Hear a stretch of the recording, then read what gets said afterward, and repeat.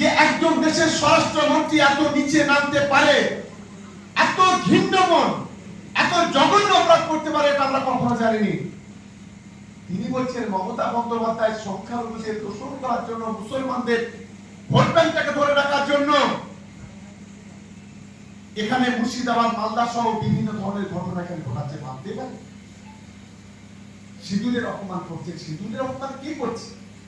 সিঁদুরের অপমান করছে বিজেপি। অপারেশন সিঁদুর আমরা গর্ব করে সেদিন অপেক্ষা করছিলাম যে পাকিস্তানকে উচিত শিক্ষা দেওয়া উচিত, নাম দিল অপারেশন সিঁদুর। আমাদের দল বিরোধিতা করেনি, মমতা বন্দ্যোপাধ্যায় বিরোধিতা করেনি, অভিষেক বন্দ্যোপাধ্যায় বিরোধিতা করেনি, বরং সেই অপারেশন সিঁদুর যে সর্বভারতীয় প্রতিনিধি দল, আমাদের দলের second in command Abhishek Bandyopadhyay প্রতিনিধিত্ব করছে। কিন্তু আজকে আমরা দেখলাম সেই অপারেশন সিঁদুরকে নিয়ে রাজনীতি হচ্ছে। সিঁদুর বিক্রি করতে যাচ্ছে বাড়ি বাড়ি, কেউ কেউ বাড়িতে সিঁদুর নিয়ে যাচ্ছে। আরে সনাতন ধর্মের সবচেয়ে আমার মা বোনদের পবিত্র, সবচেয়ে সম্মানের জিনিস হলো সিঁদুর। আজকে সেই সিঁদুর, স্বামীর দেওয়া সিঁদুর আমার মা বোনেরা পরে, আজকে বিজেপি লোকেরা সিঁদুর পরাতে যাচ্ছে। ভাবতে পারছেন কত রকম জঘন্য এরা? দেশের প্রধানমন্ত্রী, দেশের স্বরাষ্ট্রমন্ত্রী এই ধরনের কথা বলছে। এই বাংলাতে বিজেপি রাজ্য সভাপতি অসভ্য বর্বর বক্তব্য রাখতে গিয়ে কি বলছে জানেন? বলছে যেখানে যাচ্ছে শুধু মমতা বেলা মানুষ যখন ভাত খেয়ে তার স্ত্রীর কাছে শোয়, তখন তার বউয়ের মুখেও মমতা বন্দ্যোপাধ্যায়ের ছবি দেখা পাচ্ছে। ভাবতে পারেন